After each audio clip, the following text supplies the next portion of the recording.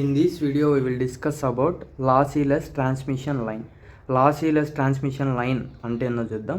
First lossless transmission line అంటే for example ఇక్కడ చూడండి, ఫర్ ఎగ్జాంపుల్ ఇక్కడ ఇది ట్రాన్స్మిషన్ లైన్, ఇది ట్రాన్స్మిషన్ లైన్, ఇక్కడ రెసిస్టర్ అనేది పెడదాం. ఓకేనా, ఇది ట్రాన్స్మిషన్ లైన్. ఇక్కడ రెసిస్టర్ లేకోకుండా ఫస్ట్ చూద్దాం. ఈ రెండు ట్రాన్స్మిషన్ లైన్స్. ఇక్కడ నేనేంది వి ఇన్పుట్ వోల్టేజ్ 5 volts ఇచ్చిన, అప్పుడు నాకు సేమ్ అవుట్పుట్ కూడా 5 volts వస్తే లాసీలెస్ ట్రాన్స్మిషన్ లైన్ అంటాం. అంటే లాసీలెస్ అంటే ఏంది, లాస్ అయితే కాదు, లాస్ అనేది లెస్లో ఉంటుంది. అంటే లాస్ అనేది కాదు, మనం 5 volts ఇచ్చే మనకు 5 volts అవుట్పుట్గా వస్తుంది. ఇప్పుడు ఇక్కడ నేను రెసిస్టర్ అనేది యూజ్ చేసిన. రెసిస్టర్ అనేది సమ్ అమౌంట్ ఆఫ్ వోల్టేజ్ అనేది యూటిలైజ్ చేసుకుంటుంది. యూటిలైజ్ చేసుకుంటే అప్పుడు ఏమైంది, 4.something వస్తుంది కదా.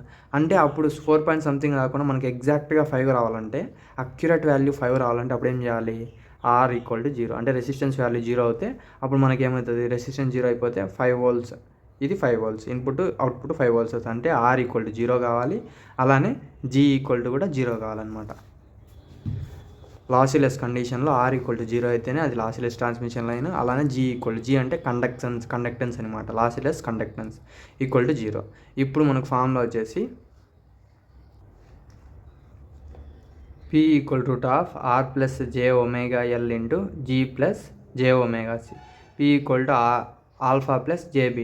ఇప్పుడు ఏంది, ఇక్కడ LHS సైడ్ రెండు ఈక్వల్, నెక్స్ట్ RHS కూడా ఈక్వల్ చేస్తాం. ఈ ఈక్వల్ అయితే ఈ కూడా ఈక్వల్ అవుతాయి అనమాట. α + jβ √ దీన్ని మల్టిప్లై చేద్దాం. దీన్ని మల్టిప్లై చేస్తే ఏమవుతుంది, R ప్లేస్లో 0, నెక్స్ట్ G ప్లేస్లో 0, 0 అయిపోతే ఇంక ఇక్కడ ఏముంటుంది, రిమైనింగ్ ఏమి మిగులుతుంది చూడండి.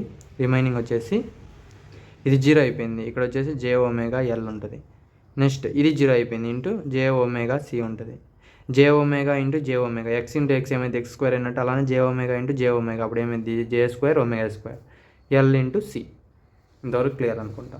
నెక్స్ట్ α + jβ = ఈ స్క్వేర్కి రూట్ క్యాన్సిల్ అయిపోతే అప్పుడు j బయటికి వస్తుంది. నెక్స్ట్ స్క్వేర్కి రూట్ క్యాన్సిల్ అయిపోతే ఒమేగా బయటికి వస్తుంది. jω = √LC. ఇక్కడ కంపేర్ చేయండి. కంపేర్ చేస్తే మనకు ఇమాజినరీ టర్మ్ అంటే ఏంటంటే, ఈ జే ఇలా ఉందనుకోండి, జే టర్మ్ ఎక్కడైతే ఉంటుందో అది ఇమాజినరీ అంటాం, జే టర్మ్ ఎక్కడైతే ఉండదో అది వచ్చేసి రియల్ టర్మ్ అంటాం. ఓకేనా, ఇది క్లియర్. ఇప్పుడు ఇక్కడ జే టర్మ్ లేదు అంటే ఆల్ఫా, ఇక్కడ అసలుకి జే టర్మ్ ఉన్న టర్మే లేదు కాబట్టి α = 0. అంటే అసలు ఇక్కడ జే టర్మ్ లేని టర్మ్ అయితే లేదు కదా, వితౌట్ జే టర్మ్ లేదు ఇక్కడ, అందుకు α = 0. α is attenuation constant. Next beta, J ఉంది కాబట్టి ఇది ఇమాజినరీ టర్మ్స్ ఈక్వల్ చేస్తే β = ω√LC. బీటా అంటే ఫేజ్ కాన్స్టెంట్. నెక్స్ట్ ఇది వెలాసిటీ ఫార్ములా అయింది ω/β. వెలాసిటీ = ω అంటే ఎంత వచ్చింది, σ√LC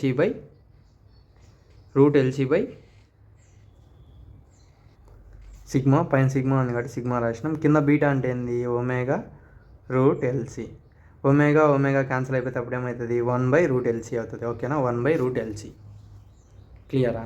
ఈ బీటా ప్లేస్లో ω√LC అనేది సబ్స్టిట్యూట్ చేసిన, ω క్యాన్సిల్ అయిపోతే 1/√LC. Next characteristic impedance Z0 formula వచ్చేసి √R + jωL/G + jωc. కండక్టెన్స్ అంటే C వస్తుంది, రెసిస్టెన్స్ అయితే L వస్తుంది. ఇది మటు గుర్తుపెట్టుకోండి. ఇక్కడ R = 0, G = 0 చేద్దాం. 0 సబ్స్టిట్యూట్ చేస్తే 0 సబ్స్టిట్యూట్ చేస్తే jωL/jωc. ఇది క్యాన్సిల్ అయిపోతుంది. అప్పుడు ఏమైంది, క్యారెక్టరిస్టిక్ ఇంపిడెన్స్ వచ్చేసి √L/C. ఇది మనకు characteristic impedance. Next wave length formula అయింది λ = 2πβ. ఇప్పుడు వెలాసిటీ = FL అనమాట. F అంటే ఫ్రీక్వెన్సీ, L అంటే వేవ్ లెంత్. ఇది వెలాసిటీకి ఫార్ములా.